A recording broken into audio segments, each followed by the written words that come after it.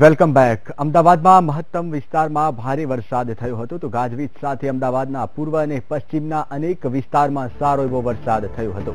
Bodakdev satellite SG highway વિસ્તારમાં તેમજ relief road બહેરામપુરામાં પણ સારો એવો વરસાદ નોંધાયો છે।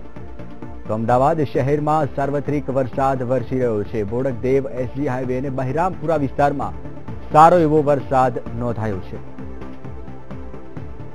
आज अंगे વધુ માહિતી આપવા માટે સંવાદદાતા મેહુલ દુધરેજિયા લાઈવ જોડાયા છે। મેહુલ, અત્યારે શહેરમાં વરસાદની શું સ્થિતિ છે?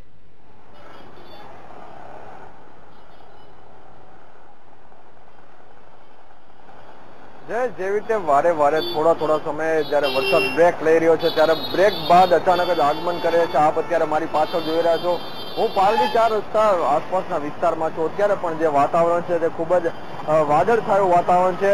અડધો કલાકની અંદર ખૂબ જ મુશળધાર વરસાદ જે અત્યારે પડી રહ્યો છે તેને લઈને ખૂબ જ એક લોકોમાં ખુશીનો માહોલ જોવા મળી રહ્યો છે।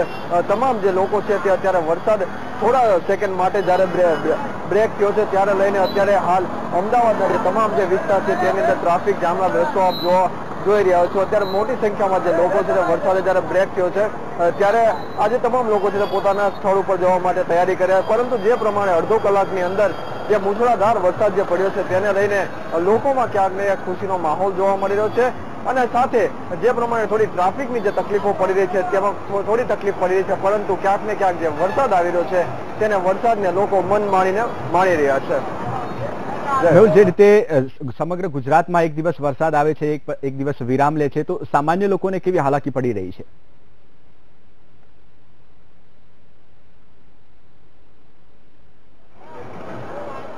જેવી રીતે જે પ્રમાણે પાણી ભરાવાના જે પ્રમાણે પાણી ભરાતા હોય છે, ઝાડ કપાતા હોય છે, ઝાડ ક્યાંક ને ક્યાંક તૂટી પડવાના બનાવો બનતા હોય છે।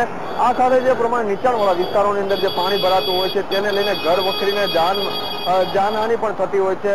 શહેરમાં અને રાજ્યની જો વાત કરવામાં આવે તો 47 જેટલા જે મૃત્યુ છે તે ચોમાસાની સિઝન દરમિયાન જે થઈ ચૂક્યા છે। જે માલ મિલકતની પણ નુકસાની, કારણ કે જે પ્રમાણે ઘરમાં વરસાદી પાણી ભરાતા હોય છે તેને લઈને જે લોકો પાસે સમય નથી હોતો તે સમય સામાન બચાવવા માટેનો, તો આ સામાન જે છે ઘર વખરી જે પોતાની હોય છે તે ક્યાંક ને ક્યાંક ડૂબી જતી હોય છે।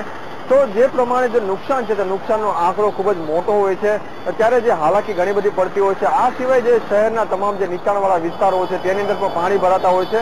આ પાણી એટલા બધા વધારે હોય છે કે ઘણીવાર ઘરે પોતાના નિયત સ્થળ સુધી પહોંચવા માટે પણ લોકોને પરેશાનીનો સામનો કરવો પડતો હોય છે। જી બિલકુલ મેહુલ, અમારી સાથે જોડાવા બદલ આપનો ખૂબ ખૂબ આભાર।